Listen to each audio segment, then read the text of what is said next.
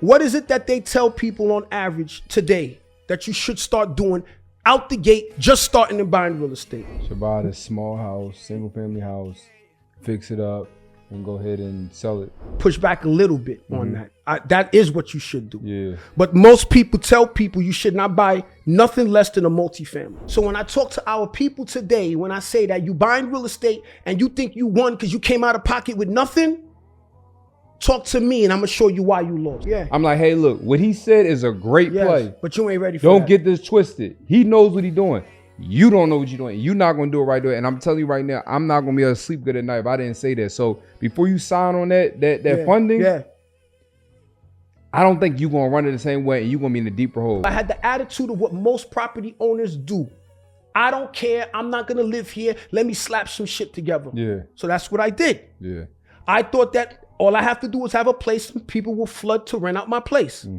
The same apartment building that the realtor told me I could get $1,000 for, the best I can get was $500. That's why when you said if anybody gonna fuck this money up, let it be me. But I'm gonna try this time. Man, I took that $90,000. That shit turned into an 8-figure real estate portfolio. That's what I'm talking about. People want to believe that the fix is gonna be the money. Nah. Getting the money is easy. You're gonna get the money. Now that you get the money, what are you gonna do with the money? You don't even have a game plan on what to do with the money. And now you got the money. Now you got the debt. Now you got the responsibility. And then now you're about to make your circumstance worse. For someone getting started, do you believe they should flip and then get into rentals, or they should start getting rent, or is it cool to get into rentals out the gate? Okay, so let's kill the narrative about that. The entire business of investing in real estate is a flip. Most of these properties you're going to put offers on, you're not going to get them. Yeah. You understand you're going to get way more no's than you're ever going to get a total yes. But that yes, that if you stick to your script, will change your life. I like these type of conversations that it's not scripted, it's not boxed in. Hey, Welby, hey, boom, this is the type of question we're going to ask these. No, let's just have a conversation.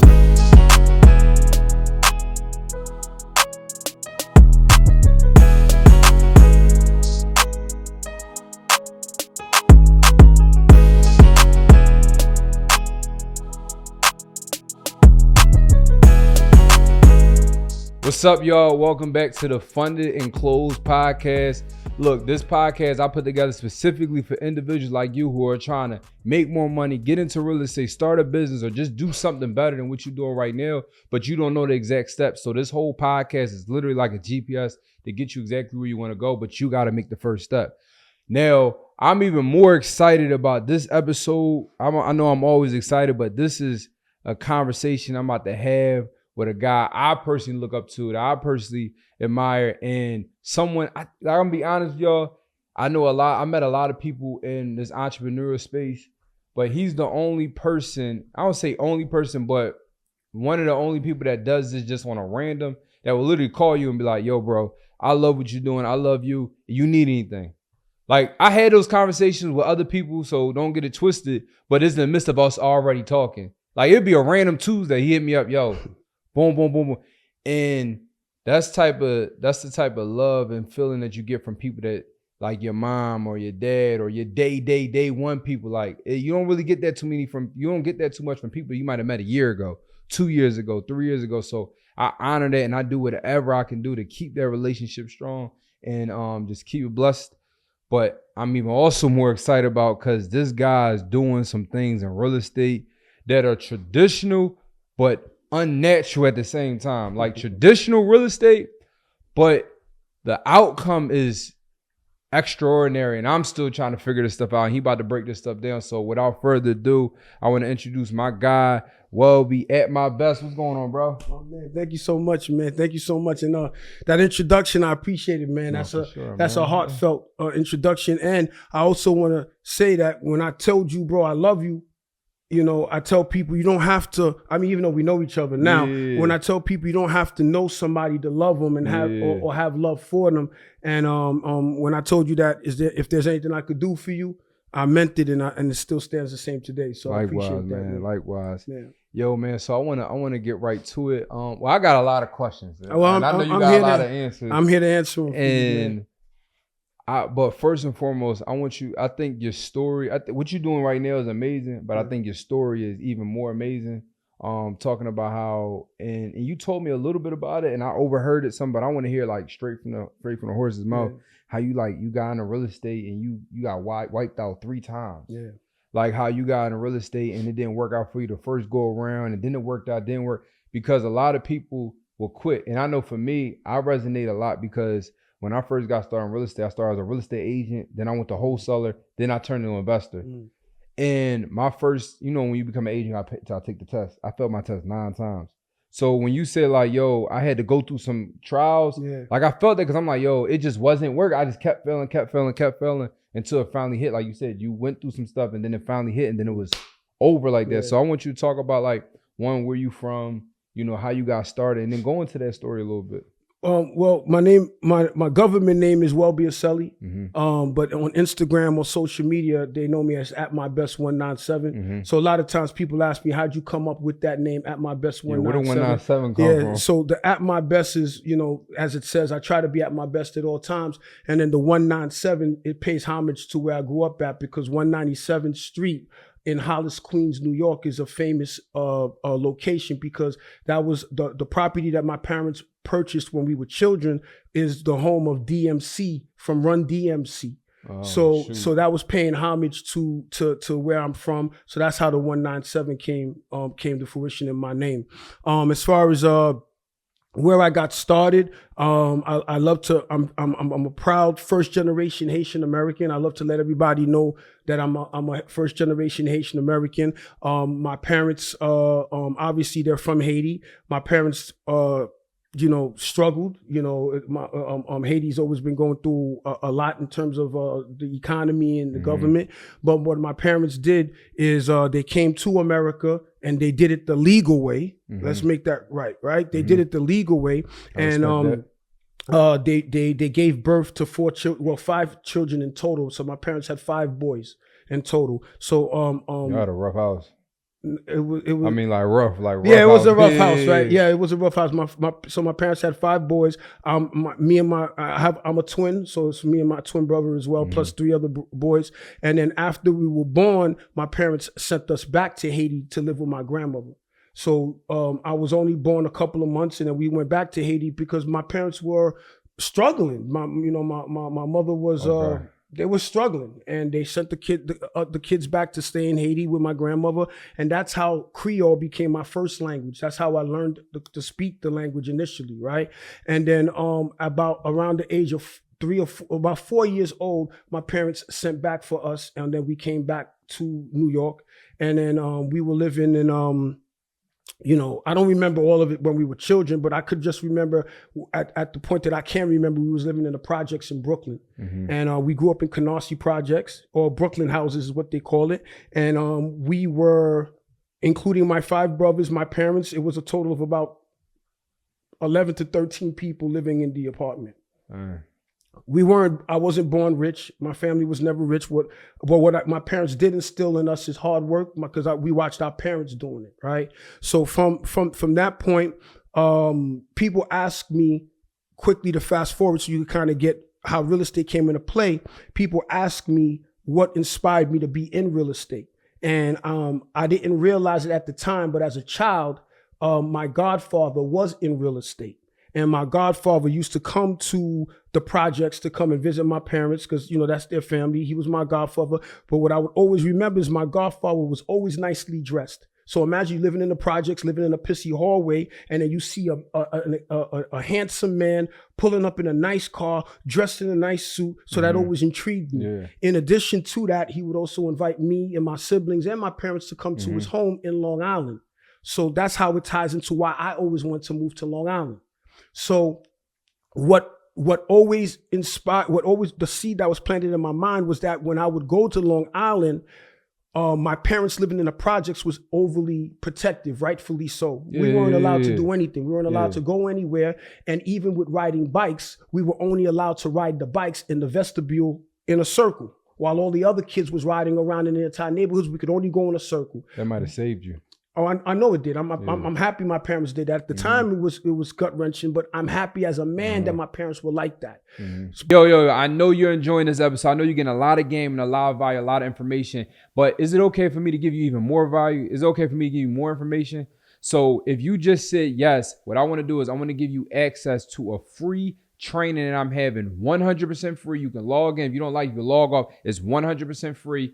In this training, I'm going to show you guys the 4 steps that I utilize to be able to buy properties, rent properties, make money on property. Like this building we're in right now is 100% mine. And we do that. And I have done that doing those 4 simple steps. So what I want you guys to do is go to fundedandclosed.com, just like the podcast, but fundedandclosed.com. You're going to be able to register for the free training. Like I said, 100% free. And it's going to give you those 4 steps that I utilize to build my real estate empire. And you can do this exactly where you at right now. So look, we're going to get back to the episode. But before we go ahead and finish, press pause, go to that website, go ahead and RSVP for the training. And I'm going to see you soon. Let's get to it. But fast forward, what would happen is that when I would go visit my godfather, or me and my siblings would go visit my godfather, what always blew my mind is that my godfather, he's living in the suburbs, would kick us out the house and say, I don't want to see you all until tonight. And then take those bikes, and we was able to ride the bikes anywhere we wanted in the middle of the street. When I tell you that changed my life, something as simple as that, being able to ride my bike in the middle of the street. So I come to realize that my godfather was in real estate. So my godfather owned a brokerage. He owned about 2 or 3 properties at the time. And that's how I figured that he was able to give the lifestyle that he had, plus for his wife and his children. And I don't want to cut you off. Two things. What age did you realize he was in real estate? At the age of 7. Is when I realized that he was in real estate, but I didn't realize the impact of that at the time. It's that as we get older in life and you start to reminisce on things, you start realizing how directly or indirectly seeds were planted. So that's how my life began. And then ultimately my parents decided one day, I found out that my parents wanted to, they said that they were buying a house. That was impossible. How are you going to buy a house and we're living in the projects? I didn't realize that my parents was busting their tail as hard as they were. And then we found out that this is when my parents found a house in Queens, and that they were buying a house in Queens, and that they would like us to meet a child of the owner that's a singer. So when they told us that, we're kids, parents aren't cool. What you mean a singer? We don't care about singers. When we went to go see the property, to go meet the people, my parents had us all wearing suits and stuff to go meet the people. And when we met the people, this is when the mother said, oh, my son Daryl just came home from tour. I'd like you to meet him.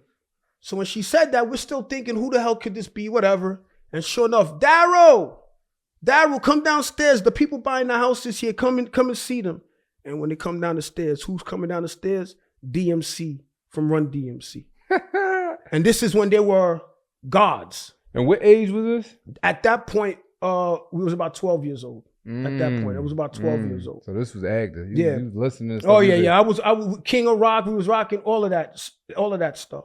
So that also, which I'm sure we're going to talk about, shaped my approach about real estate and about legacy and how we've been lied to. But I will talk about that later on in this conversation. So that was basically how my things initially started for us.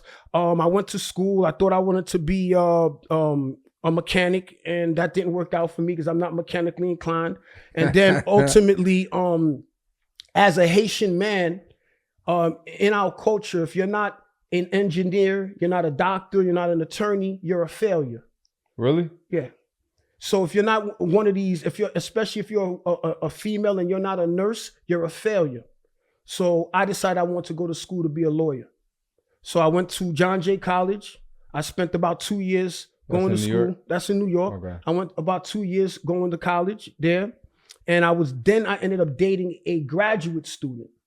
So when I dated the graduate student, she was from an affluent family, and her and I was speaking, and somehow another conversation came up about making money. And I asked her, as an attorney, what does an attorney make?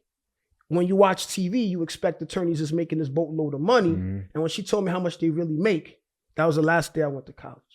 I stopped going to school. So from there, I was lost. I just had a high school diploma. I didn't have a degree. I just had ambition. I was struggling. And then one day a friend of mine asked me, hey, you need a job? You want a job? I'm like, yeah. He says, I got somebody that's looking for a security officer.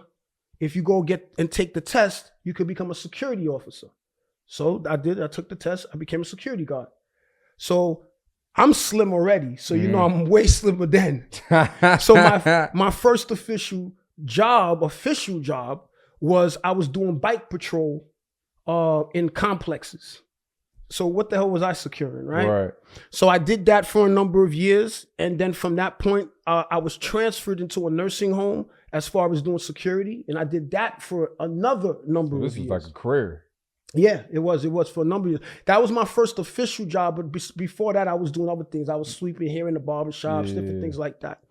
And then from that, I had the opportunity to be gainfully employed where I was able to be sent to become a welder. Okay. So that happened. I became a welder and I started welding for a number of years. I made good money. And I'm fast forwarding and stuff, but I made good money. And from making the good money, I just knew that having a job is a great thing. And I always encourage people to go get a job. Screw what this narrative are today. Go get a job because you need foundation. Yeah. So from me doing that, I said I wanted to leverage this employment because nobody's going to believe in you more than you. So I said, let me leverage this employment to start doing something. And this is when real estate came back around. And that's when I decided I wanted to start investing in real estate. And I started buying real estate. And my first piece of property I bought in real estate was at the tail end of 2003, early 2004. Sheesh. So my first piece of property that I bought was a 4-family property, a 4-unit property. Oh, you went swinging out the gate. Yeah. So I'm sure this conversation is going to get hot very soon, people. So just pay attention, right? Yeah, this because 4-family out the gate. Yeah, and here's the thing: when I tell people that what happened over the handful of years, 2020, 21, pre-pandemic, during pandemic, post-pandemic, is really no different than what happened in 2004. The only thing that changed is the name of the game in terms of the titles of the strategies and the players. But the end result, the suffering, is the same thing. So when I speak and I talk to people, I'm not speaking and talking to people from a position of what I've heard, what I feel. I'm telling you because I've been through it. So that's where the passion comes from. And when I say I want to avoid, I could get emotional thinking about it because every time I think about it from then, it hits me in my throat where you want to almost get teary-eyed with the hell that I went through in this business. So reason why I got so much love for you, you remind me of me. You're way past me. Let me make that clear. But you reminded me of me, a young man with ambition, drive, and was looking for somebody to help me. Just wanted somebody to help me. And if you claiming to be a big homie and I'm looking at what you're doing, supposedly doing, why wouldn't he want to see me win too? So when you said I jumped out the gate, I'm going to show your audience. I can talk to the camera? Yeah, you go right there. I'm going to show you all why you guys have all gone to the same school. So with me, what is it that they tell people on average today that you should start doing out the gate, just starting and buying real estate? Should buy this small house, single family house, fix it up, and go ahead and sell it. I'm gonna push back a little bit on that. That is what you should do. Yeah. But most people tell people you should not buy nothing less than a multifamily. When you start buying real estate, your first piece of property supposedly should be a multifamily. Oh, in reference, yes. Get an FHA loan, buy two-plex, 3-unit, 4-unit. Yeah. See how I didn't say nothing to them, right? Yeah, that's the whole thing. Get an FHA loan, 3.5%, buy a multifamily. Okay. Here we get go. your girlfriend to do one. Then y'all go ahead and do it. Okay. Then now you got 3. Yeah. Okay. That's the Okay. whole. That's Thank a sales you. pitch. And you notice I didn't say nothing, right? Yeah, that's a sales pitch. Okay, because when I put the I don't say sales pitch, but that's the, you know what I mean. So when I put the magnifying glass on it, people talking like this as if it just came out of Welby's mouth. Yeah. So the reason in 2004 I bought my first piece of property was a 4-family was because that's what they told you to do. Yeah. Use an FHA. Yeah. Put minimal money down, buy yourself a multifamily. So I'm living in New York. New York is expensive. So watch the next question I'm about to ask Boom. So Boom, what do they tell you people to do if you're in a city that's too expensive to buy? What do they tell you to do? Dip a little bit out. Okay. So that's what I did. So I went from New York to Atlanta because Atlanta was supposed to be cheaper. You saw I said a little bit out. Okay. So I figured that Atlanta was going to be a little bit cheaper. So if I compared that 4-family in New York to Atlanta, it was considerably less. Yeah. I got introduced to a realtor. The realtor represented to me that 4-family that was being sold to me for $220, I didn't understand the valuation. I didn't understand how the property evaluate. I thought that simply buying real estate was a win. All I had to do was buy real estate. It's enough. I won. Okay. So I bought that 4-family. When I bought the 4-family, they had what they called subprime mortgages. At the time, all you need to do was be alive and you can buy a property a pulse with a pulse with no money out of pocket, no down payment. Sounds familiar like today, right? Yeah. They have programs that you don't have to come with no money. They got these programs they coming out of with. Okay. Mortgages go past 30 years. They got all types of programs. No different than back then. Okay. So when I bought the property, I didn't come to the table with no money. So when I talk to our people today, when I say that you buying real estate and you think you won because you came out of pocket with nothing, talk to me and I'm gonna show you why you lost. Yeah. No leverage, no nothing. Thank you very much. So when I bought the property, watch the numbers. I bought the property for $220,000. The realtor represented to me, it's a 4-family that each apartment would get $1,000 each. So at $1,000 each with 4 units, how much is that? $4,000. At $4,000. This 2004? 2004. So now at $4,000, remember the realtor know I'm not from there. Yeah. So she could tell me whatever the hell I want. That's why I'm like, hold up. Okay. So at $4,000, the mortgage was $1,800. That means rough numbers, I'd be making roughly $2,000 net income. Okay. That's a win. Okay. Let's do the deal. The mortgage lender got me the property, got through the whole motion. Everybody got paid. The realtor got paid. The lenders got paid. Now I own the property. Off top. Now I own the property. The property needed work. I didn't understand property managing. I didn't understand renovating. So I got me a contractor. Contractor told me the cost of the rehab in the building was going to be XYZ. Paid the contractor, went back to New York, came back a month later. The contractor did absolutely nothing. So the contractor robbed me. With the contractor robbing me, I had to get something figured out because I'm trying to get this thing fixed. I figured out, try to do whatever I could do. I had the attitude of what most property owners do. I don't care. I'm not going to live here. Let me slap some shit together. Yeah. So that's what I did. Yeah. I thought that all I have to do is have a place and people will flood to rent out my place.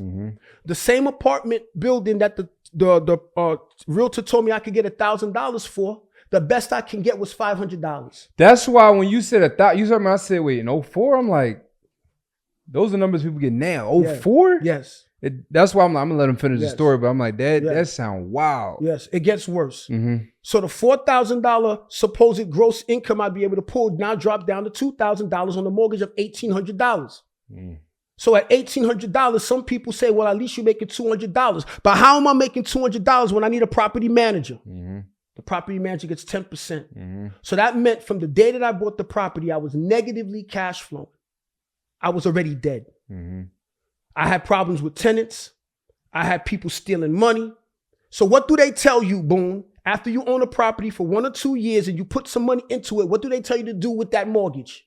Refinance. Thank you very much. Refinance. So I refinanced. So watch how my situation got worse because most people that follow that pattern, your situation got worse. You're just digging a hole. Yes. What a lot of people think is they're making some type of motion, but actually that motion is backwards. Thank you very much. So the mortgage went up.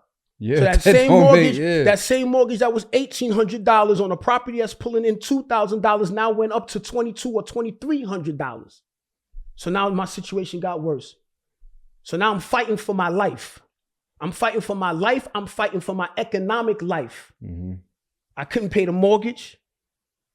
Bank of America started coming at me. I started getting foreclosure notices. Capital One, I started defaulting on. So for those people that are using and getting money, getting lines of credit and don't know what you're doing, you setting yourself up for failure.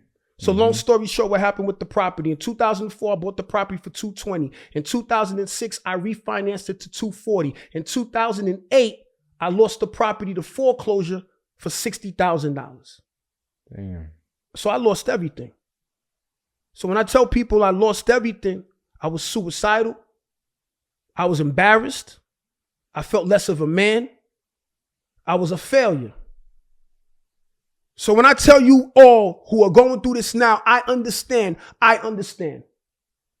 So when that happened to me now, I said real estate is bullshit. These people lied. Nobody making money because on HGTV, everybody making money. On radio stations, everybody's making money. Why Welby ain't making no money? I said, I'm not doing this no more. I went back to my welding. Real estate kept calling me. Around 2010, I said, I'm going to get back into the game. Got back into the game. Didn't learn my lesson. But what happened during 2021, 22, 23, 24 is what happened in 2010. Yeah. In 2021, 22, 23, 24, all of you didn't have to know anything and you were making a whole bunch of money. So you think you were a superstar. So in 2010. Anything that flipped, anything that was up. So in 2010, I made me a whole bunch of money. I was making a whole bunch of money. I was just throwing shit to the wall and I was making money. By the end of 2010, early 11, I lost it all again. I got wiped out to zero. I said, man, this real estate thing ain't working. I finally said I'm going to jump back into it again. And towards the tail end, about 2012 or so roughly, I jumped back into the business again. I didn't learn my lesson. I then decided to go back to Atlanta to flip some real estate. I flipped some real estate. When I started flipping real estate, I made money, but then I was also over leveraged and I got wiped out again and I lost it all again. This time when I lost it all again, I was I lost $60,000, but I was still left with $90,000 even though I lost. So when I lost that money, I went back home to go see my parents. I just need you to understand this whole story. I'm fast forwarding to you. My parents, my father has been watching his son getting his ass beat for over a decade. He's been watching me get my ass beat in this business. Most people won't encourage you to start your own business. Most people will tell you to fold and give up. So my father says to me, Welby, what's going on with that house over there? I said, yo, Dad, you know what's up. You know what's up. He's like, Welby, what's going on with the house over there? He insisted he wanted to know what was going on. Yeah. So in Creole, he says to me, Bibi, sakap fekala. What's going on with that house? I said, yo, Dad, I fucked up. I lost it all again, man. My father says, man, Bibi, ou fini avec ça? Welby, you done with this, man? So I told my father, nah, I got it. He said, what do you mean you got it? I said, yo, Pop, I know what to do now. The moral of the story of everything I shared with you is that whole period of time that I was going through that shit, I was betting on everybody else, but I was never betting on me. I found every excuse. Every time when I had an opportunity to do something, I was never man enough. And at least I could admit it. I wasn't man enough to bet on me. I'm like, nah. But if Boone approached me and Boone told me, yo, I got to play. Give me 50,000. That didn't work out. It's Boone's fault. But the truth was, it was my fault. So I said, yo, Pop, this $90,000, I'm going to bet it on me. If anybody going to fuck this money up, let it be me. But I'm going to try this time. Man, I took that $90,000. That shit turned into an 8-figure real estate portfolio. That's what I'm talking about. And I say this to people all the time. I'm a regular person like you. I know people watch us on social media and sometimes things flash, but I try to keep it as simple as possible, man. I'm not here to eat in your face. I'm not here to flash my Ferrari in your face. I'm not here to flash any of that. I want to show you that if this person that came from humble beginnings can do something in the greatest country on this planet, I could do it too if I make an effort. Mm-hmm. So that's how more or less where everything happened. And of course, there's a lot of things in between as far as strategies that we could definitely tap into about. Yeah, I want to get into the strategies, but there's a couple of things you said that I just want to touch on. Like, one, the story is powerful, and I'm glad I was able to hear it straight from the horse's mouth, because I heard pieces on live and somebody told me this, or I heard you say a little bit, you mentioned stuff, but to hear the whole thing was powerful. Like literally the way you said it, I kind of was visualizing the whole thing. A couple things I want to touch on is, one, first thing, go back early. You said you seeing your goddad pull up in a nice suit, nice car, and I was having this conversation, bro. I was at this it was a bunch of us meeting up, a bunch of men. It was like a men's event, and we had to talk about the community, talk about things, and everybody was talking about all these different ideas, all these different plays, and I was like, well, it was actually me and Herman. Me and Herman probably was like the two that was pro this angle in the conversation. We had to meet people where they at. Yeah. These kids, we had to meet these kids where they at. Yeah. So everybody was talking about, we got to do this, all this stuff. And I was like, I'm going to be honest with you. And me and Herman said, it's down to the money. And they was like, what you mean? I'm like, really think about it. And I'm not saying y'all got to go ahead and buy a big chain, or y'all got to, buy a Ferrari, or you got to, but like, a lot of these kids not respecting y'all, or not even listening to y'all, because y'all pulling up on some BS. You're not like you're eating in their face. That's what you're doing. No, not even that. What I mean is you're not showing them nothing. That's why I said you're eating in their face. Yeah, like if you tell me, yo, bro, you need to go ahead and listen to me and do that, but then I found out you're struggling too. It's hard for me to but don't glass over too fast with that. Because me and you, we bump into a lot of these people. Yeah. And we bump into a lot of the people that the imagery looks amazing on social media. And then now when you have that one-on-one conversation with that person and you're like, mouth drop, like, you know what I'm saying? So that smoke and mirrors is serious out here. It really is, you know? Because like you said, yo, I seen my God there. He showed me property. He showed me this, like, I was saying, yo, take some of these kids, bring them to the business, bring them to the assets, show them what's going to show. Because that's going to have them like, oh, the dude trapping, selling drugs over there, no, you really the one. Yeah. But you got to really show. And also, too, the second piece I said was, and this is what I do, like, my concept is I'm going to pay for it regardless. So if I need a crib, let's say I just need some trash taken out the back, or I just need a little clean. Every phase you gotta do a little quick sweep. Yeah. Instead of hiring a demo crew, I'll get my little cousin, my little brother, little things like that. That extra $100, $200, $300 to me. First, I was gonna pay it anyway. That's a fact. It was gonna go to somebody. But the second thing is that $100, $200, $300 may have been enough to get them off of the streets and them to doing some other stuff. Yeah. And then also too, I was saying, like, change the idea. Like, you know what? You want to buy some new Air Forces, some ones. They $100, whatever. Look, I'm gonna give you some Air Force money. You don't gotta do nothing. Here, I got your forces, just clean. Now it's like you working for it. Yeah, and also changing the mindset. Oh, I need to stick with boom. You got more. Now they call me more. Yeah. Fast forward, my little cousin, right? He just graduated. Now he's now he got his license and everything to do masonry work. Wow. Started out because how I started out. I said, yo, listen, I need you to help me, and you gonna handle the exposed brick now. Open up his eye. Yo, this actually not that hard. I was just paying him to go ahead and seal the brick. I would have the demo guys come and take the plaster off, and I'd be like, look, listen, you just get the wire brush, chisel off the little residue, and I need you to get the sealer and just go ahead and paint the whole wall. And I paid him every house he's doing it. He went back to school and went and got his legit. Isn't that amazing? Look at you see how you planted that seed? And then look at how it sprouted. That's directly and indirectly. That's what happened to me. Exactly. Man. So when you said that, I'm like, I know what he's talking about, because I know exactly what that's like. But the other piece is that you were saying was just like how you got wiped out. And also I want to talk about this too, like the emotion behind it. Like, did you have days where you just was crying, like or just sitting in the house like, yo, bro, like, this really hurts. Yeah. This really, really hurts. Yeah. So I want to talk about I had an incident that happened to me around the third loss. And I talk about this incident where one day I was at home, at the time with my lady at home, and that day we had family over. Yeah. So we're over, and I'm just hanging out, and then all of a sudden I had this overwhelming feeling that I needed to cry. And yo, I'm telling you, it was about to happen, and I'm a man. You don't want nobody seeing that. So I had to excuse myself to cry.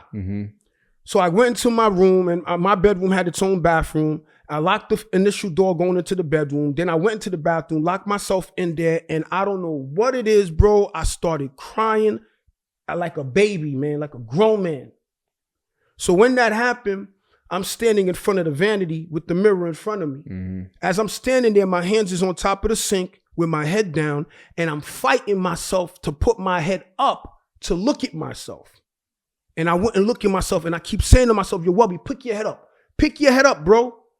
So as I'm picking my head up, man, tears just screaming down my face, man, and I look at myself, man. And man, every time I think, it brings tears to my eyes every fucking time, bro. And when that shit happened, I looked at myself and I was like, yo, Welby, do yourself a favor, bro. You got to keep lying to everybody. Do that. You got to lie to your family. You got to lie to the world. Do that. But stop lying to yourself. Because what happened is that when you see me pull up, what you saw wasn't really what was happening. I was broke. I was dying. I was 1 foot on a banana peel, another foot on a sheet of ice. And I said that my family didn't even realize we were 1 foot away from being in the street. I take pride in being a man. My responsibility is to handle this. And I wasn't doing my job. And who else am I going to express it to? Who am I going to talk to? Because ain't nobody going to save me.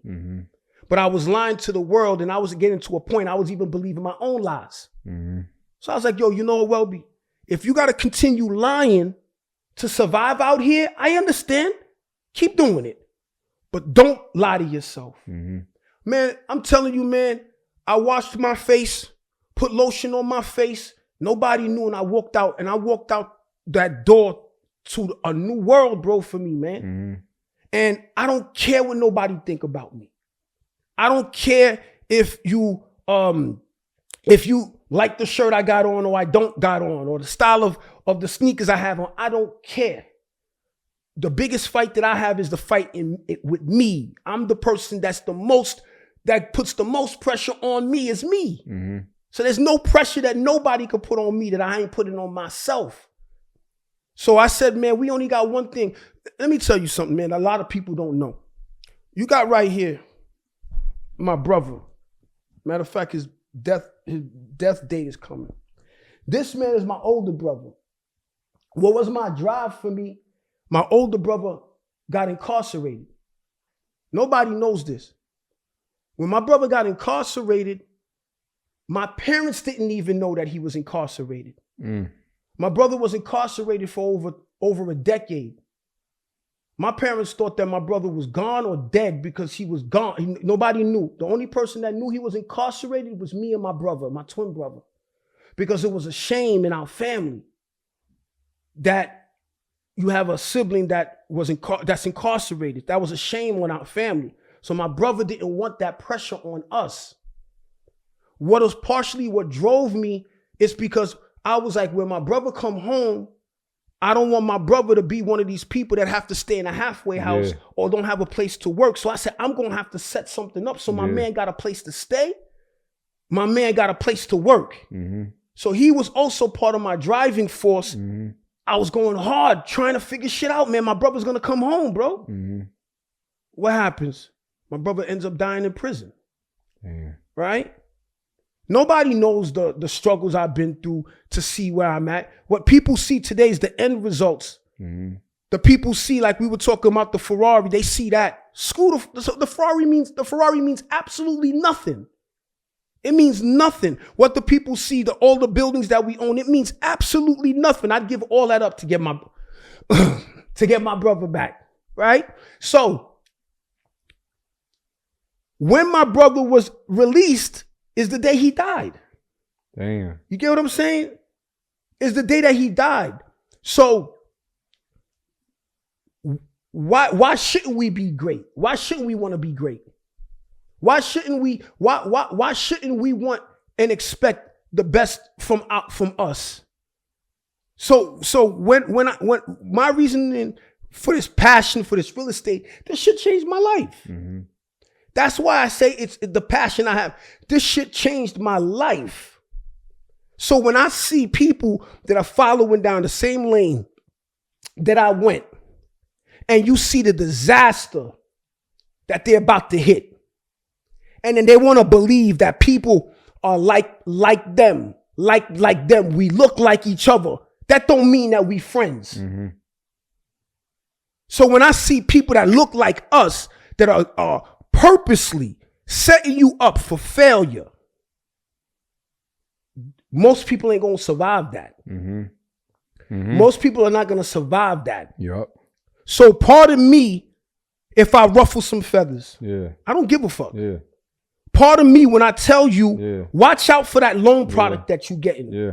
When I tell you, watch out for those credit cards that you pulling, or watch out for that style of property, or watch out. Pardon me for giving a fuck about it, because that move, if you're not careful, is about to wipe you out.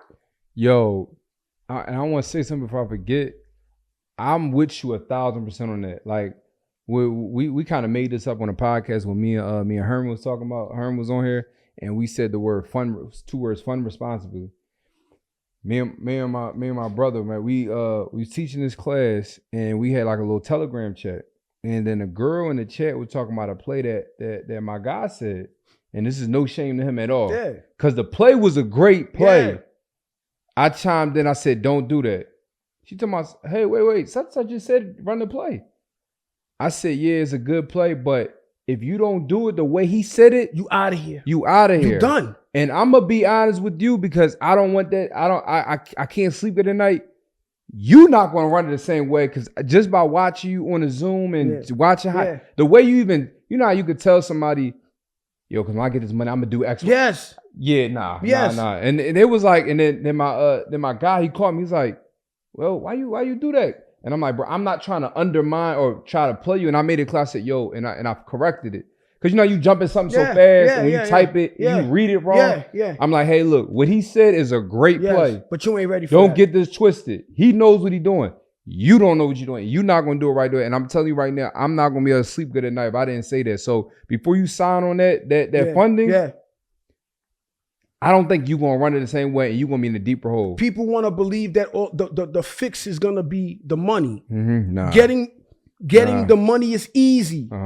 You're going to get the money. Now that you get the money, what are you going to do with the money? Exactly. You don't even have a game plan on what to do with the money. And now you got the money. Now you got the debt. Now you got the responsibility. And then now you're about to make your circumstance worse. And the clock is ticking.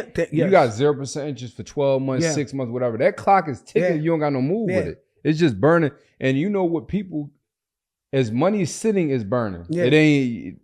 It's only a handful of people that I know that can have a bag sitting and don't touch it. Yo, bro, 90% of people going, a little $100, a little $1,000, a little $5,000. When I'm blessed, but the hell that I've been through made me disciplined. So I could literally, not exaggerating, I'll have $1 million there, and that $1 million will stay there until the right play. Or the right circumstance is going to be there for me to make that $1 million $1.2 million. Everybody can't do that. Everybody can't do that. And I don't even like using the word can't, but everybody can't do that. That shit be burning a hole in so many. Like, I got a $20,000 credit card. I got a $50,000 credit card. We ain't even talking about $1 million. It's 20, 10.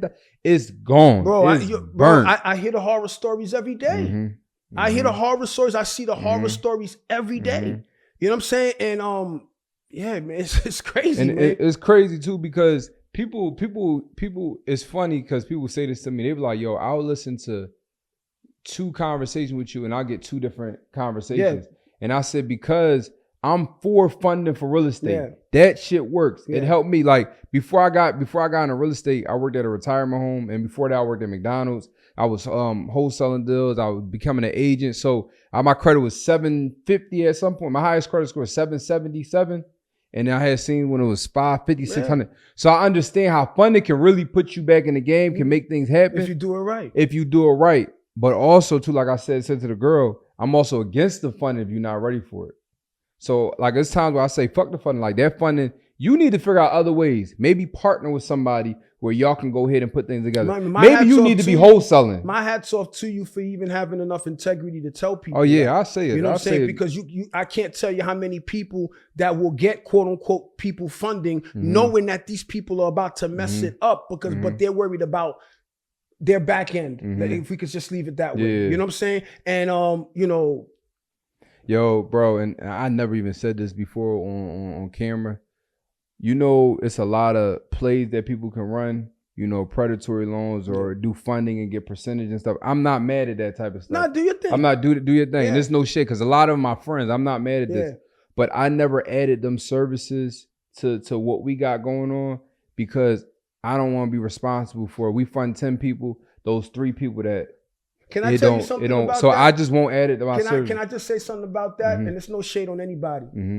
Just remember, everybody, them people are watching. You understand? The things that we're talking about, you need to be licensed. I tell people that when I say that, I'm not throwing shade. Them people are watching and you need to be licensed to be doing what you're promoting. And especially if you're getting a fee out of it. And them people are watching. I met this banker. He put me deal on the real game. Yes. And I met this like high level banker. Yes. He was like, yo, you know, I could set it up for you where you could do it as legit. I'm saying legitly. He said, oh, you ain't know? Yes. He opened up the whole laptop and he said this. I said, I ain't know it got that. Listen, I thought you could just. One of my peoples right now, or some extended peoples right now, is about to do Fed time 7 years for the exact same thing. Damn. Exact same thing. But if you speak on it, especially if you want to call me OG, I love the name. Unc, I love the name. So if I'm speaking to you, young man, I'm not hating on you. I promise you that. Because I want you to be, you're important to be here with us. You're important to be here with us. So while you're chasing the bag, and in the manner that you're chasing the bag, then people are watching. You understand? So just be careful out here. Just be careful. That's a fact. That's a fact. But that's one of the reasons why I don't really add it. Like, hey, look, I can connect you with somebody that can help you. But I personally can't. I'll talk with you off camera and I'm going to show you what I mean. Yeah, we'll talk. I'll show you what I mean. So I want to fast forward because I want to get into some plays. Like, so you got wiped out a couple of times and then it started hitting. Now, my advice, my question to you is for somebody that's watching this and they like, yo, listen, I don't want to get wiped out like Welby. I want to make my first time my best time. And I want y'all to understand this. Find a mentor, find somebody that actually knows what they're doing so they can get assistance. My first property I ever fixed up was a single family house. I fully gut renovated. I'm talking about gut renovated, carved everything out, redid everything and did it in 60 days. Wow. Beautiful. Gut renovated, beautiful. Tenant still lives in that house to this day. Yes. Never had no issues. And one thing is, I want to say this and I want your opinion on this. You don't have to fully gut renovate every house. But on the same token, don't go ahead and just throw things against the walls. The houses that I fully gut renovated and made sure I done, or even didn't gut renovate, make sure everything tight, those are the tenants I forget they even lived there. No leaks, no nothing, no problems. The ones, the very few houses where I just called, this happened again, the panel, the fuse box, the electric shut off, this. You know what? Now we just gonna do everything right. Even if we can save walls and not tear down the walls, everything, but we might have trench, do it right because I don't want the electric cutting off, the heat stop working 2 o'clock in the morning, and then we property manager getting phone calls, then it comes back to me, this, that, and that. So I want your advice back to the question is for somebody that's like, yo, and the reason why that happened is I tapped in with somebody before I did that project. There you go. Yeah. Yo, I'm about to start this project. Yes. What do you think I should do? Yes. Where should I get my material from? How should I go and do this? What should we set Yes. up? Get help. I didn't lose my first house because I went and got tapped in with somebody, do what I had to do. So the first house wasn't like that. So for somebody that's watching this, what advice do you have for them so they first house they don't get wiped out on? Get yourself a solid mentor. Yeah. But here's the thing for the people. We're not all the same. Yeah. Okay? So for those people that got robbed by some of these supposed mentors, those that look like you, we not all the same. Yeah.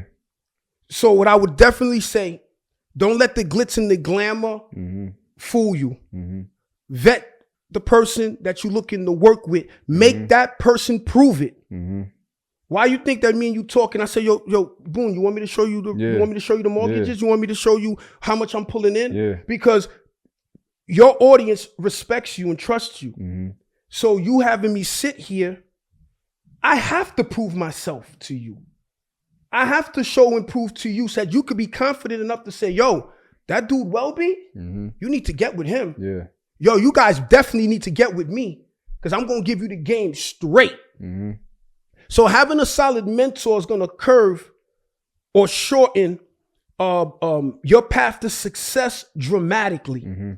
So my mentees, my students, my whatever you want to call, they're doing things at a pace that it took me a decade to do. You know what it is? I showed them, listen, this is how you do it from step 1, 2, 3, 4, and then here, I got the receipts to show you too that it works. I'm not just giving you a theoretical approach. Yeah. A lot of people love to be on social media in front of a whiteboard and give a theoretical approach. Make that person prove to you that they did it the way that they talking to you because it sounds fluffy and wonderful. And then you come out here and say, where does that work at? So whatever I talk about, whatever you talk about, I'm going to show you in real time, real properties. This is how I did it to achieve that. So do not sleep on the importance of a solid mentor, but make sure you get yourself a solid mentor. Yeah, that's a fact. Now, my next question is, for someone getting started, do you believe they should flip and then get into rentals, or they should start getting rent, or is it cool to get into rentals out the gate? Okay, so let's kill the narrative about that. The entire business of investing in real estate is a flip. Everything that you're doing in real estate is a flip. Reason why people compartmentalize things like rentals, like flipping in regular terminology, flipping, like wholesaling, like subject toing, is because it's being compartmentalized based off of the individual's current financial position. Okay. That's the only reason why it's that way. But if you pay attention to the entire business of investing in real estate, everything that we do in real estate is a flip. Now, I talk about this all the time, but can I break it down to you what I mean by that? I'm ready. Right? Okay. So in real estate, there's 3 major entry points of investing in real estate that everybody talks about, that everybody know. So number 1 is a wholesaler. What does a wholesaler do? A wholesaler gets a property under contract at the right price point to ultimately flip that property to somebody like me or you. You agree or disagree? I agree. Okay, so you heard. Boone just agreed, right? Just flipping paper. Okay, number 2 is a flipper, like HGTV. What does a flipper do? A flipper gets a property under contract at the right price point, renovates that property to ultimately put that property back on the market to flip to an end buyer, usually retail. You agree or you disagree? I agree. Cameraman, you agree or you disagree? I agree. Okay. Last but not least is buy and hold, what you just mentioned. What does a buy and holder do? A buy and holder gets a property under contract at the right price point, renovates that property, rents that property out to ultimately flip that current mortgage into a new mortgage for long-term passive income. You agree or you disagree? That's a fact. So the entire business of investing in real estate is a flip. Now, if anybody's been paying attention to the example that I gave you, what is the common denominator of those 3 things I just said? You get the property at the right price point. Bingo. Bingo. I keep saying this. Bingo. We can end the podcast now. If you Bingo. want. So everybody, I can't stress this enough. You make your money on the buy. But how do you know if you're buying right? If you don't know how to properly evaluate, how do you know you're buying right? So if you don't know you're buying right, then what are you doing? You're being dependent on others. So who are you being dependent on? Those same people that robbed you. The realtor, the lender, contractors, etc. So when you understand it from the beginning that everything about the business is a flip, that means I have to get it at the right price point to flip it to whatever it is ultimately I'm trying to do. If I don't get it at the right price point, you dead. You just trying to dig yourself out. That's why whatever property I buy, yeah, you're going to have anxiety. You're about to spend money. Anxiety is going to be there, but I know I got the bag on the other side waiting for me. So I want everyone to know you need to be able to buy right from the beginning, not try to fix it or build the plane in the air. Yeah. you know, majority of people, I'm not excluding the fact that people get robbed from contractors, but the reason why you get some of the reasons why you got all the reasons you get robbed by contractors is your fault. Let's have some accountability.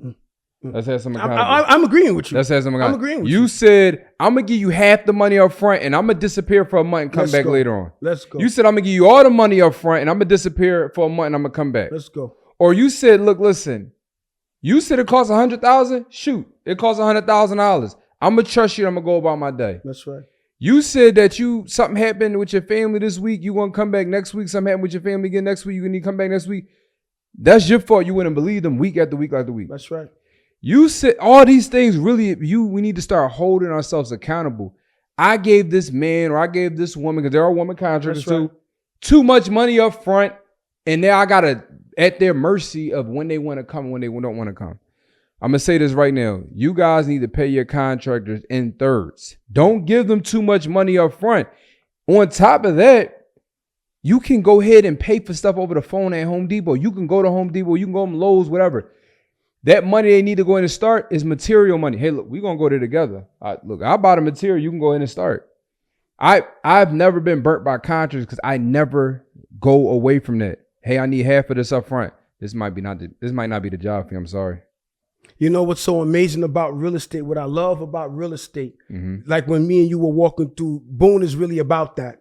Boone, just telling y'all, Boone is really about this real estate life. So when we was going through some of your properties, physically going through some of your properties, and we were just talking about different ideas. And what's so beautiful about real estate, it's not a one glove fits for all, right? So some of the things that you do, I do them, but I do it differently and vice versa. So going back to the contractor, if I were to tell you that I'm willing to pay my contractor 100% up front, what would you say about that? You got the faith of a mustard seed. Let me tell you something. And it's so much content behind that scenes on that. But I'm willing to pay my contractor 100% up front because I got all the control because he accepted my money. Well, most people, when they hear me say it, they're saying that this guy's an imbecile because he paid the guy 100% up front. But you don't understand what I mean by that. When you understand that the best way to control a contractor, the only way to control the contractor is to control the money. Everything about the contractor is driven because of the money. It's a fact. When I say that majority of contractors live hand to mouth, people get upset with me when I say majority of these contractors live hand to mouth. They're getting upset because they are the people. Thank you. So when audience, when you understand the fact that the majority of the contractors live hand to mouth and you understand how to control the money, you're going to be able to control that contractor and make your job the priority because you're controlling the money. So I tell people I'm willing to pay my contractor 100% up front because in the manner of how I paid them, the strategy on how I paid them, the documentations of how I have them sign, I'm covered, bro. Sometimes I wish he would try to rob me because it's better for me if he did. I'm going to talk to you about that when we get off camera. And I'm going to explain to you what I mean by that. Right? But most people that are hearing this, they don't understand it and they think I'm crazy. I'm not crazy. I understood that the contractor will make or break your business. Facts. And the contractor, you must make the contractor make your project a priority for him or her.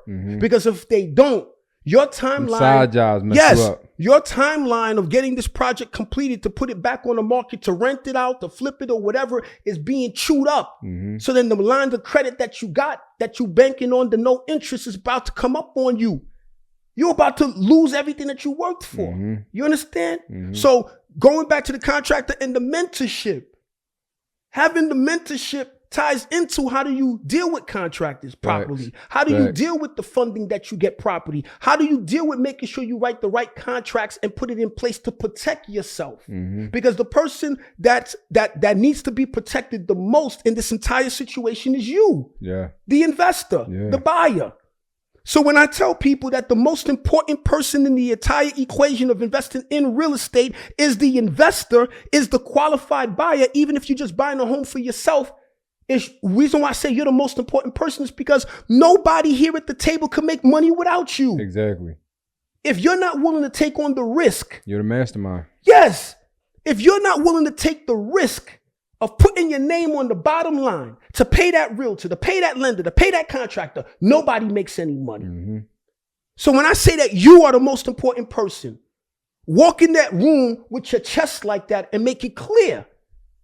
I didn't say to be abusive. Mm-hmm. I didn't say anything like that.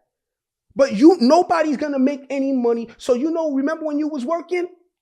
The boss didn't talk to you every day. You guys maybe played around and effed around, but when the boss came into that parking lot, everybody tightened up. Everybody straight. So they need to be treating you, the investor or the qualified buyer, the same way, because nobody would be making money without you. Mm-hmm. So what's the problem with letting the people know that? Mm-hmm. Realtors are not doing you a favor working with you or for you. Lenders are not doing you a favor. They need you. At some point, the narrative changed. I don't know when, I don't know how, but a lot of people are walking in as if they're doing me a favor. Yo, I got to see if my realtor is available to go and do something. No, when you buy your house, they get paid. When you sell your house, they get paid. I got to see if my contractor is available. Maybe he can come. No, like, They tried to make the narrative into a partnership. Yeah. When there's a partnership, it's not a partnership because when it don't work, thank you. You got to bite the bullet. Thank you. In a partnership, we're sharing in the risk. No, it's not a partnership. Aside from the time that you're investing, which we all are, what risk are you investing in that you're claiming that we partners? Yeah. So you know what people gets with me is that the goal for me is to empower the people. That's my goal, is to empower you. My goal is for you to be independent of me. I don't want to dangle, be the gatekeeper of the information. I want you to take the information and apply it. The reason why I want you to is because you're not a competition to me. I don't care who you are. You're never going to outwork me. So you can have it. Take that information. That's what I love this guy, man. You get what I'm saying? Yeah. So what's the problem? So then now, man, are we going to dig into these numbers? Let's talk these numbers. Yeah, I want to talk these numbers. I want to tell you, but one thing I want to say, and I just want to say it to everybody, when I was starting the conversation as far as like, buying, even if you get robbed. Yes. I'm not excluding the fact that you didn't get robbed or you did get robbed with the contractor. The problem is you didn't have enough room to survive after the fact. So let's say for example, I buy this property. Let's just throw out a number. $30,000 cheaper than I needed to get. Contractor robs me for $10,000. I'm still 20 up. There you go. When you buy a property at market rate and the contractor burns you for 10 grand, you're 10 grand less.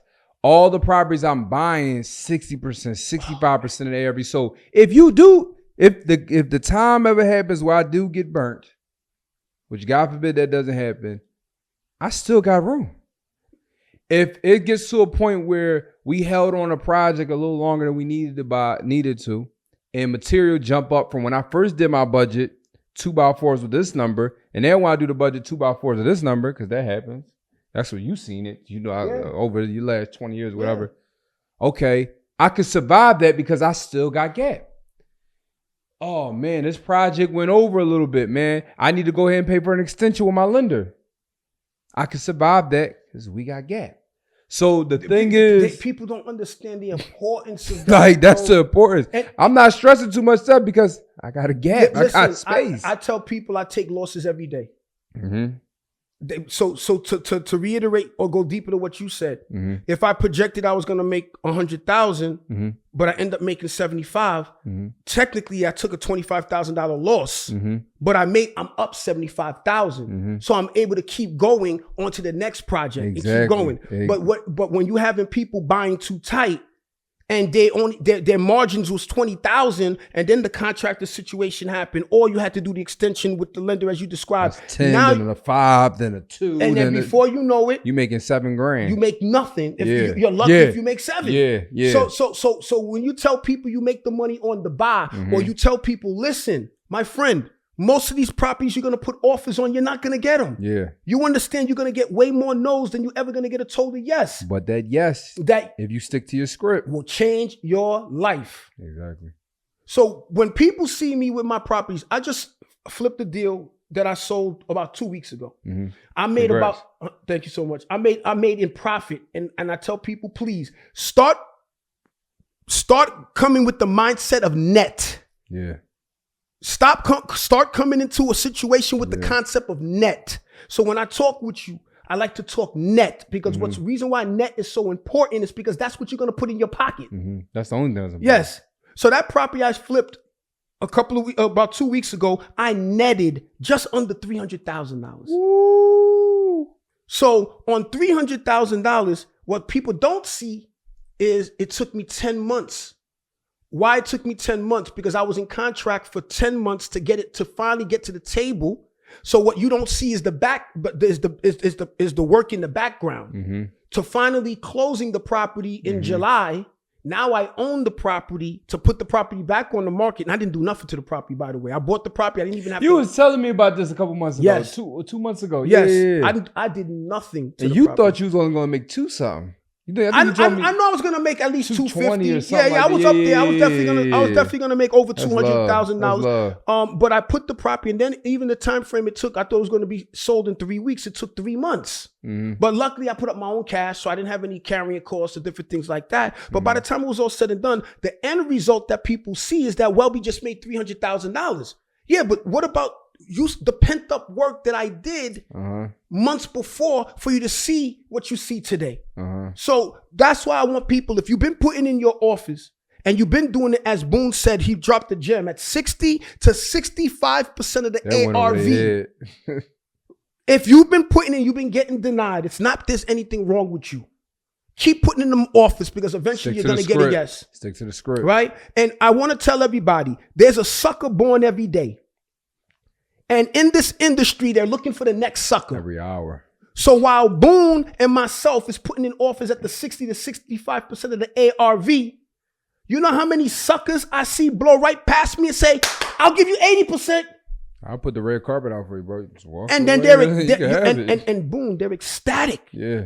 That they paid way above they were supposed to because they figured that was the win. Yeah. Those are the same people that are in my DM. Yo, Welby, man, I messed up. And then you know what I offer them? I'll give you 65% of the value of it. Yeah. You're going to have to take this L, but at least you don't lose everything. Yeah, you're getting something. You get something. You get something. What people had to understand is you're the person that's going to deal with the problem when it comes to problem time. So I don't care if that realtor's saying, yo, I really need you to come up extra $5,000. Hey, I got to stick to my number. That's right. I don't care if that homeowner, you direct the seller. Hey, look, listen, but I need this exact number because I'm trying to pay for my grandson to go to college. He may have to sign some fast for loans because I got to stay at this number. That's right. We always end up, and people think it was only extra 5,000, only extra 10,000. It comes. Well, it was only extra 10,000, but then the contract ran off, and that's the 10,000. So really, it was extra 20 altogether. That's right. So now it's just deeper and deeper. And you look back, nobody ever realizes how much money they spent until they sit there and budget and start piecing. Dang, going out to eat that day, doing this that day, doing this that day. That's 300, 500, 1,000, 2,000. Me paying a little extra there, homeowner 5,000 here. This contract run off 5,000 here. Me paying this extension fee 5,000. You start realizing like, dang, all this shit added up to where I didn't make any money. And that's the exact reason why I didn't make any money. So you have to stick to your script. When you look at it at face value, you think you made money. And you said it beautifully. When you really sit down and you add it up, you realize that you didn't make any money. Exactly. And the same thing with people that bought their homes and then they think that their property value shot up and then it took you 25, 30 years to pay for it. And now the property is worth. And when you do the math on what you paid in interest, all you did after 30 years was break even. That's all you did. And then others that gonna come behind you after you dead and gone are gonna reap the benefits of it, and odds are they're just gonna simply sell it. Sell grandma's house. Now, also too, man, this conversation is good. I want to get into these numbers, but also too, people show, hey, I just flipped this house. I just made $100,000, right? Yeah. But then, and I pay. This is after I paid off my lender. Yeah. We still got another number we gotta remember. What was your down payment? Yeah. What would you? I just flipped this house. Just made $50,000 after I paid off the lender. Yeah. After I paid the realtor. After I paid all this. But you put 40 grand up. Yeah. You just really just got your bread back. All they do is they just throw these big numbers in the front. And if you're not educated enough, you're like, oh great, he made money, but he really didn't. That's why a lot of the times. How often for you when you might not lost, but you got your money back? Yeah, but how often for you are you you scroll through social media like everybody, and then you see a person pops up and he presents to you a property to the public and says, I just bought this and that. And you're like, oh, he's finished. He don't even realize he's done. Yeah. Because if you notice, everybody, most people show the acquisition. They very rarely ever show the end result. Just close. There's a lot of most people show being at the realtor's office and ringing the bell that they bought their property. You never see a follow-up, very rarely, of where the person is at 6 months later. You never ever, even, you know, I'm going to take it deeper. You seeing the end result, that check or that refinance, that close and that flip, you never really see that. But you never even see the project even finish. Yes. That's the other piece. Yes. I can understand if you don't maybe get to the closing table on the finished part. But some of them never get past framing. Yes. Like, we don't even get past the daggone. You know what I'm saying? You don't even get to the point where, all right, this flip isn't working. Let me rent this out. I don't even see people get past mechanicals. It's like, because you got into something that you probably shouldn't have got into. I'm not talking about real estate, but that house. Yeah. That house. People just think that the win is because you were able to buy. So I tell people buying real estate is not a win. Yeah. So they get so offended by that. And I'm like, no, it's not a win. And that's why I say it's no different than playing basketball. Just because you played the game doesn't mean you won. There's only going to be one champion. I'm going to be honest with y'all. I never said this before. I'm going to say it today. Buying real estate is a problem until it becomes a solution. Buying real estate is a problem until it becomes a solution. I buy this property that's a bando that needs work. That's a problem. I might got an interest-only mortgage payment I got to pay on this. I may got to go pay I got to pay the taxes for the year. I got to go and pay the insurance for the year because no lender's going to let you do the monthly. You got to pay this crap in full.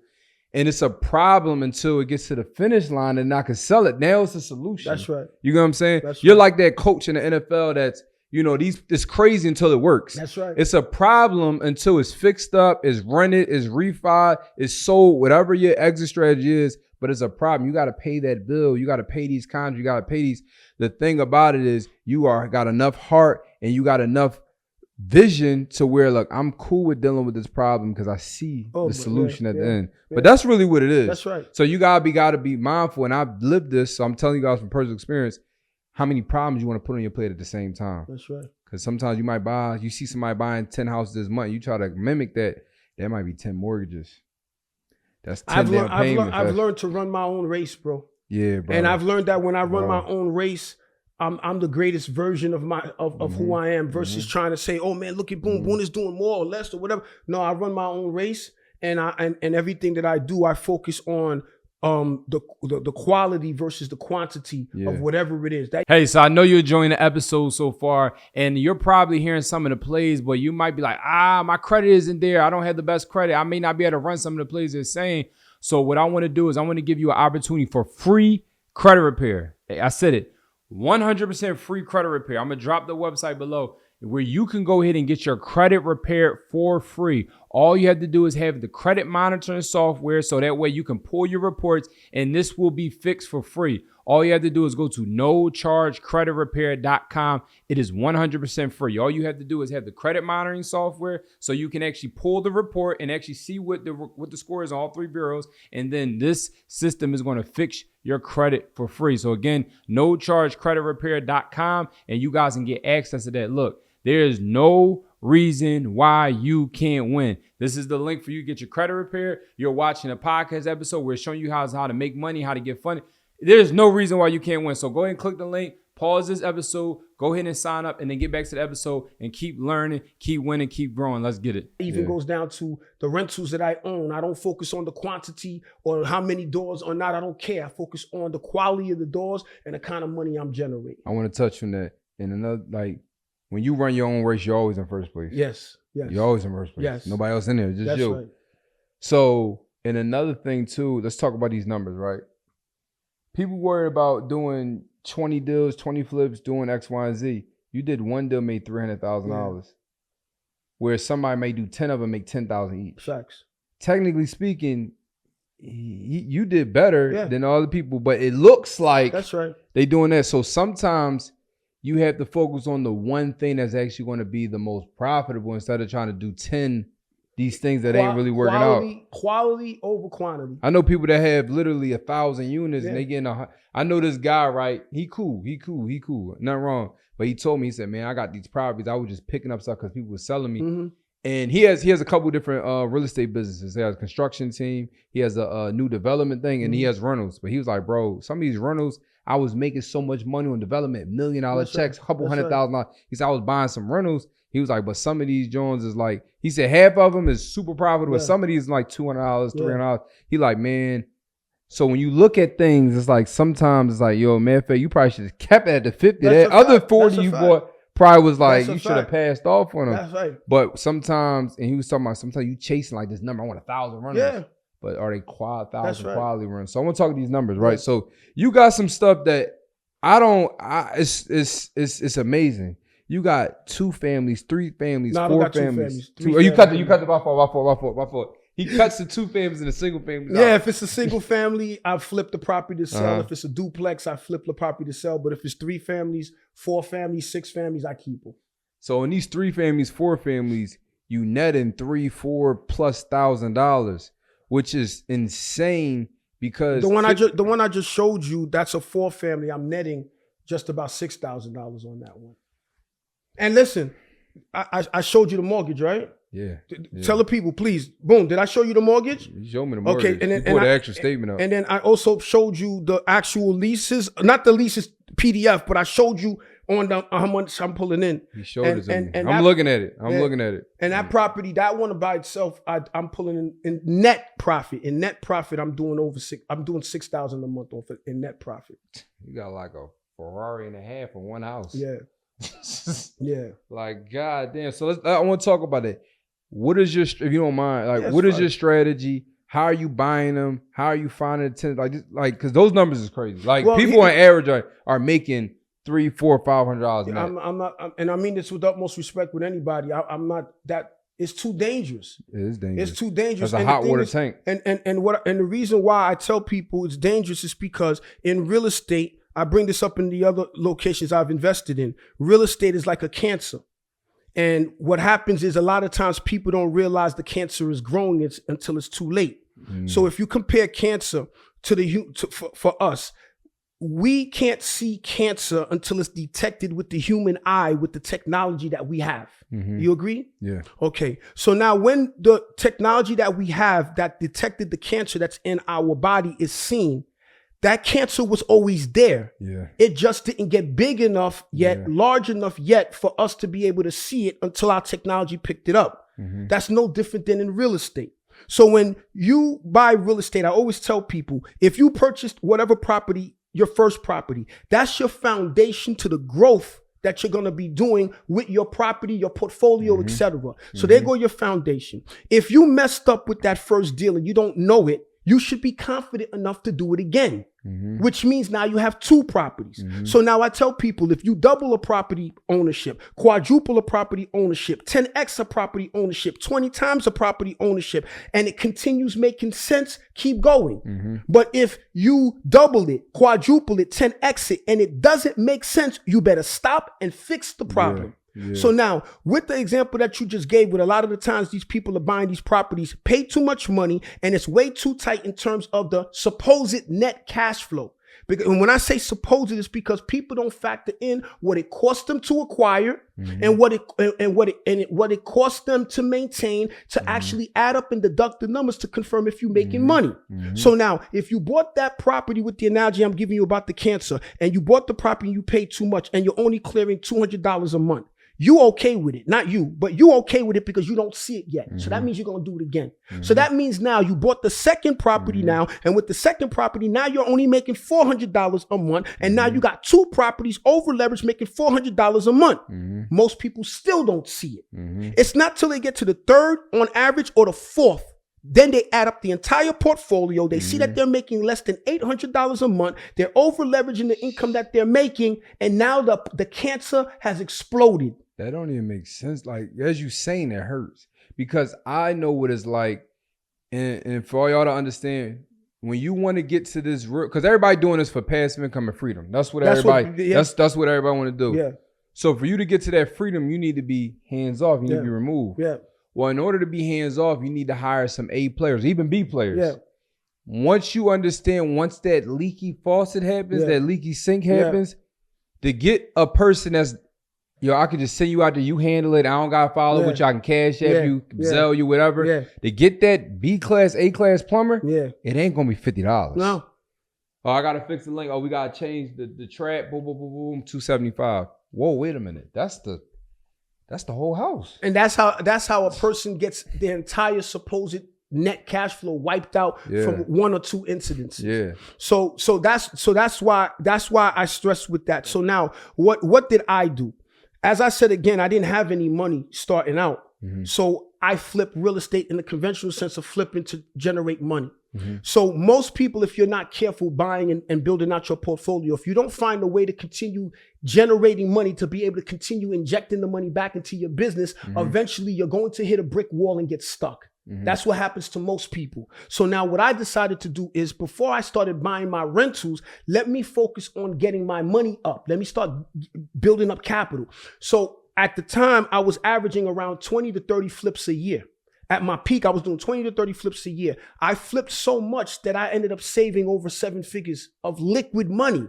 Wow. But the 7 figures of liquid money that I saved up, I didn't buy a car. I didn't buy a new house. I said, I'm using this money to start building my portfolio and deploy. Right. Yeah. So now here's what I talk about in our community that triggers a lot of people. I don't promote FHA. I don't promote other housing programs like the NACA program, like the VA. I didn't say that there's anything wrong with those programs. I know that those programs have value to it. But the reason why I don't promote it is because of the mindset that it develops in our community, especially. Crutch. Right? The mindset it develops is, you're about to buy the most important acquisition of your life.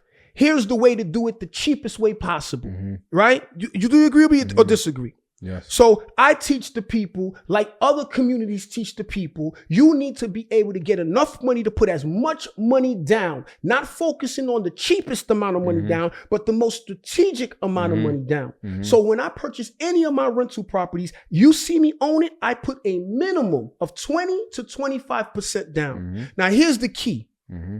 Let's just make it a $300,000 property. First, you got more fees when you do the 3.5. That's another kind. Go ahead. Exactly. So now let's make a round number and let's make it a $300,000 property. Here's what the average person is going to do utilizing these type of programs. The odds are, if you're buying this $300,000 3-family property and you're utilizing those type of programs, more so than not, you have to buy the property turnkey. Agree with me or disagree? 100%. They're not approving none of any work. Thank you.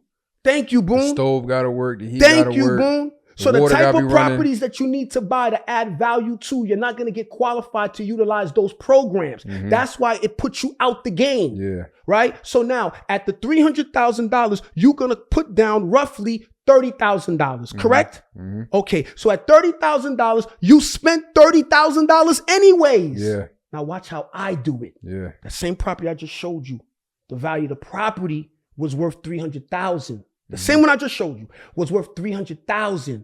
I bought it for $120,000. Wait. The same property I just showed you. Damn. The same property I just showed you. I don't even need to know the rest of the numbers. That's a good. Okay. Yeah. But listen to the game. And people, listen to the game.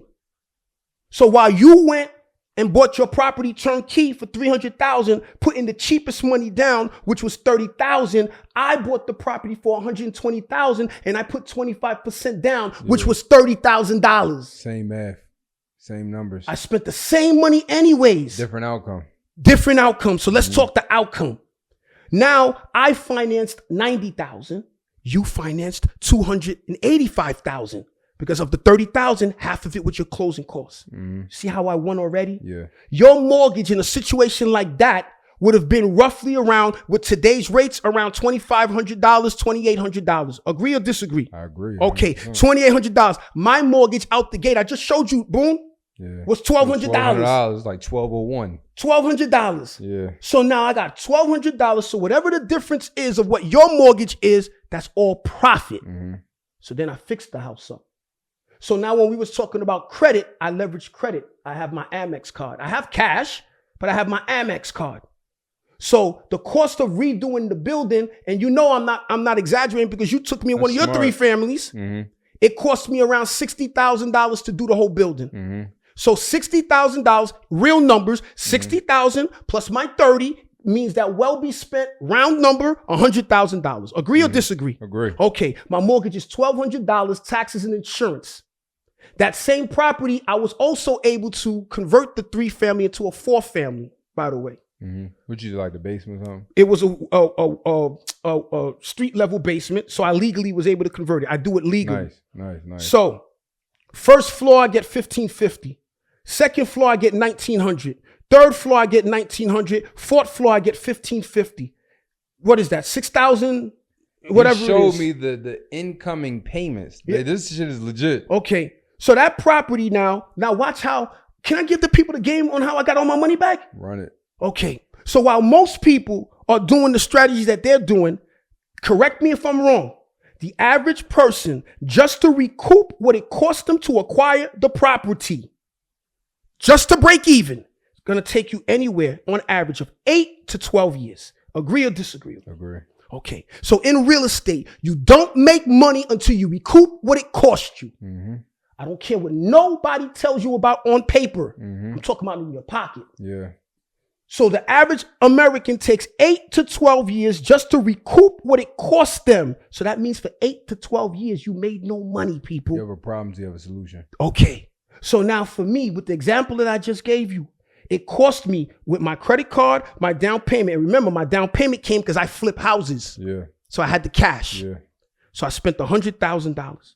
The property generates in net income over $6,000 a month in net income, and it's a fully renovated apartment. So the property does about $70,000 a year on a property that's, and we're talking about net.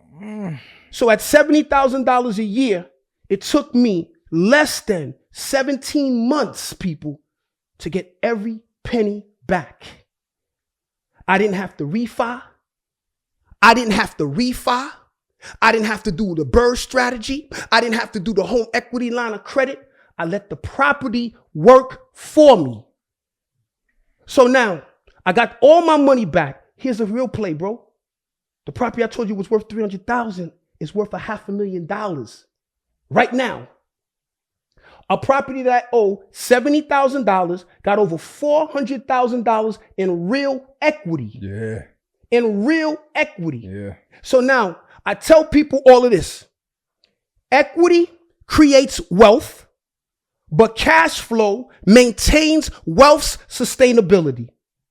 So what people get twisted when they have equity in their property is that they don't realize that the equity is tied directly to their wealth, their family's wealth, their family's legacy. If the property is not performing, that means you jeopardizing your family's wealth.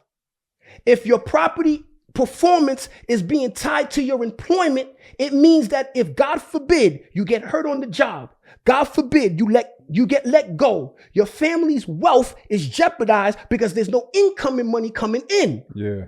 So when you understand that you make your money on the buy, and you understand that the cash flow is what maintains your wealth, you buy differently.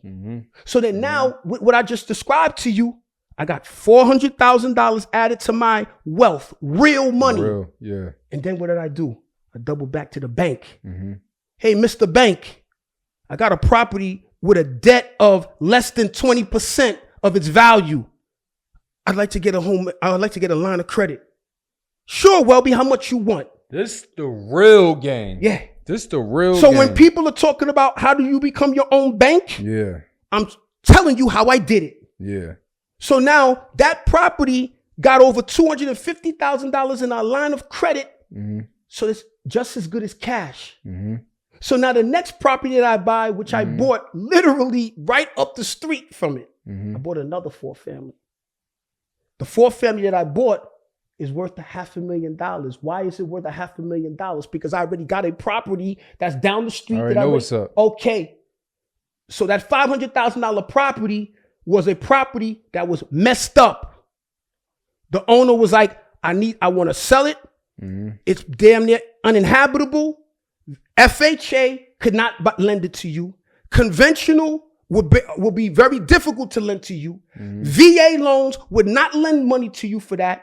The NACA program is going to be a difficult fight that the property owner is not going to wait for you to figure it out. No.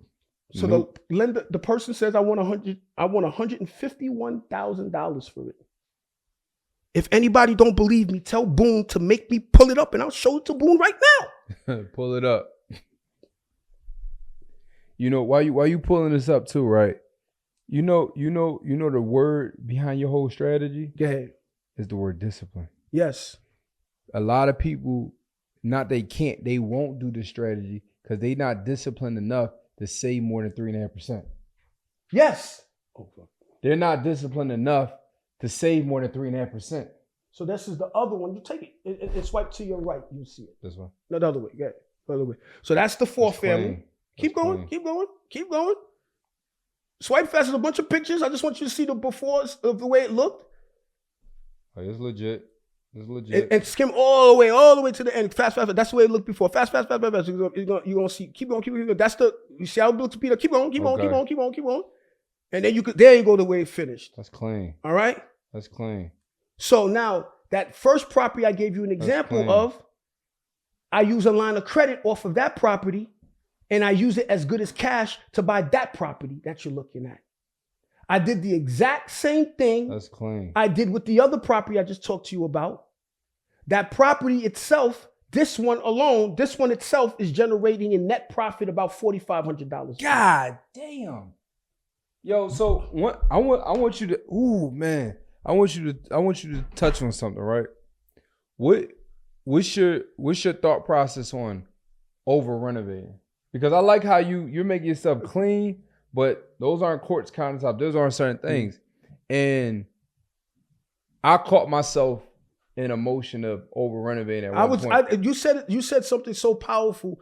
And as a contractor too, that you said to not over renovate and also to save, right? And I was doing the same thing too. I was putting, let's say, granite countertops. I was putting in brand new high grade cabinets in, different things like that. But the neighborhoods that I'm investing in doesn't require that. But it doesn't mean, like you just saw in the picture, that you can't give them a beautiful product. No, that's clean. Right. That's so clean. I still give a beautiful product, but what I can salvage, I will get refurbished so it looks brand new, and what I can't salvage, I'll replace and put in. So you definitely want to be you want to save money in where you can, but when you first starting out and you don't know any better, you have this fantasy in your mind on how you should renovate. HGTV. Yeah, HGTV. We all love HGTV. Yes, but then here's the sad part about it. Here's the truth about it.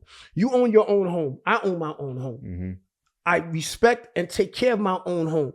I have things in my own home that has never broken in my home in forever. The same walls that I painted are the same nice walls that I have because it's my home. Now, try it with a tenant.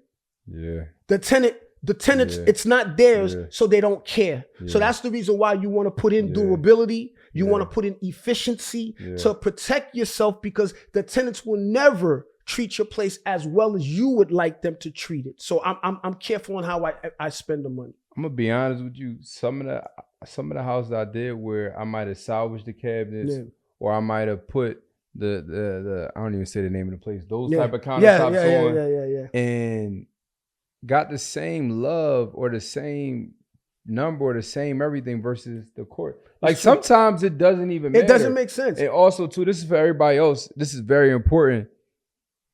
You have to understand what renovation you putting into a house in that certain type of area. That's right. So, for example, in Philadelphia, right, we got different areas, like everywhere. You might got an area in, let's say, Mount Airy. Mount Airy is like, you see how a lot of these areas don't got grass. It's just kind of like New York. Mount Airy has grass. It's just a nice home. A lot of people move there for the area and the neighborhood. So with that being said, you don't have to put HVAC in those houses because people aren't buying for what's in the house. They buying for what's around the house. Versus some areas like it's hell outside, but we got to make sure this thing look like Taj Mahal where they forget. So understanding like, okay, am I buying in this area where people moving just because of the block? I don't need to do Taj Mahal on the inside. But hey, I'm about to buy a house on the block, the same block the devil is on. I need to make the inside look like heaven. And you know the thing is, you understand how to adapt to the market. Yeah, you got to adapt. But the fundamentals of it is the same, like what I do in my markets as well. Yeah. But you understand how to adapt to what the market is. That's why when we spoke earlier, and I said I flipped my 1-bed families and my 2 families because it's not as efficient for me in my market, but it works well in your market and vice versa. It's not that I'm right and you're wrong or you're, you know what I'm saying? But we just have to understand how to adapt. That's it. That's it. Yeah. I think that's powerful. And this is why I love real estate, because there's no right or there's wrong. There's net. Yeah. There's no right or there's wrong. There's net. Yes. What works for you, works for you. That's What works right. for me, works for me. That's right. And if it doesn't, it doesn't. And but here's the thing though. I have no doubt that if you decided to come to my market and give yourself a few weeks, you're gonna figure it out to know what's gonna work. Yeah. And then I know if I came to your market, give me a little bit of time, I'm gonna kill it out here too. Yeah. But the patience, the investigation, the recon work that's needed to understand the market and also understand where you at is invaluable to your success. Yeah, that's a fact. But back to what I said, the word that really describes your whole strategy, your whole mantra is discipline. Yeah. People aren't disciplined enough to save more than 3.5%. People aren't disciplined enough to take the time to research your property. People aren't disciplined enough to work with the contract a little more. People aren't disciplined. So, which leads to people, let me find the cheapest way, way, and just buy multiple of the cheapest way instead of having a discipline of buying a few of the bigger. You get what I mean? And you know the thing is, when you start to change your circle, of course we still connected with where we from and everything else like that. They don't do that. Yeah. They don't do that. Yeah. Where I live at is affluent people. If we could say it that way. None of them, they don't give their kids crap. That's another thing that people have this misunderstanding of thinking that people are just throwing money at their children. No, they're not. They're fighting to survive too, even at whatever level that they're at. Yeah. I don't see none of them educating and pushing to their kids. Go with FHA on your first. Go with VA on your first. None of them. They understand the importance of why you need to be disciplined enough to don't spend your money recklessly, save up and get as close as possible to the maximum amount of down payment that you can, because what you're doing in the front end shows out on the back. So that's the reason why I put it to our people and I say, no, you can do it. You think that you can't. So then when you start to ask important questions, what type of vacation did you do this year or the last few years? There go your down payment right there. Money, that's money, that's money, that's money. You know, so yes, you can do it. But I know that you can do it. I have so many people that have come through me that are doing it. You can do it, you know, because it's vital for you to approach it correctly because it increases your probability of surviving. One thing I want to play devil's advocate. I do think FHA and VA is good for certain individuals. Same thing I said. Funding is good for some people. Funding is too. I definitely agree with that. No, 100%. Because I just thought about it. I know this guy, right? I helped a lot of people, but this one guy, he bought this property, FHA, and it was a triplex, and literally is printing money. But he has the mindset. That's what I'm saying. To take that money, and then now he's doubling down on. That's what I'm talking about. Exactly. Because some people they want to stay FHA mindset forever. Listen, we've all done it. Have you ever used FHA? I never used FHA. Okay. Have you ever done less than 20%? No. Everything You've always done at least 20%. I've done FHA. I've done 5%. I've done all of those too. And when I did do them, I did them strategically when I did do it. So that I would be ahead of the game because I knew ultimately I'm trying to position myself because you could only do it 1 or 2 times, let's just say, effectively. After that, you want to get into the level of what you're talking about. You can't go into it with that mindset. You gotta leave that FHA mindset at the FHA house. And also, like my brother MG, the mortgage guy, says, so many people are house rich, cash poor. Yeah. So if you buying the property in the way that you buying it, and if you're not careful on how you bought it, you're now stuck. Yeah. You can't do nothing else. And when the hype of buying dies down, which happens quickly, and now you're responsible for paying this property, then all of a sudden you look at your spouse and says, baby, what happened to this American dream that everybody was talking about? Yeah. You understand what I'm saying? So everything happens on the buy. Yeah. And then I also want to add one more thing. Not everybody is meant to be an investor. Mm-hmm. So if you decide to buy your property retail, that's fine. Yeah. But as long as you are clear in why you're doing it, you're clear on the numbers and you're clear on the affordability, then do it. Yeah. But if you're saying that you're buying it for it to take you to another area, make sure you know your numbers to make sure that it doesn't hinder you. Yeah. And a lot of times people don't realize it until after they buy that now they own this thing, they're stuck, and it's not easy to get out of it. Yeah. You talking some facts. You talking some real facts. And I appreciate this conversation. And we can be going for 10 days straight. Of course. We can go for 10 days straight. And course. I think I like this conversation so much because I'm talking with somebody that actually knows what they're talking about. So it's like I'm not gonna lie, for good 7 minutes, I forgot we was recording.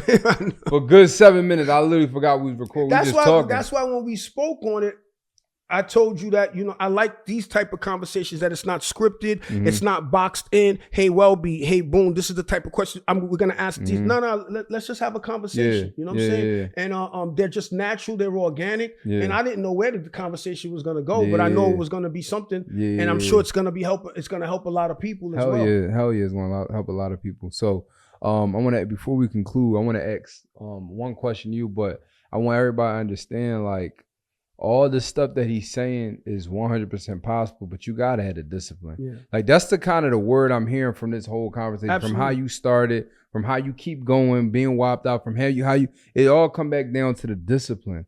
So that one property, if you discipline enough, it's gonna pay for the rest of them.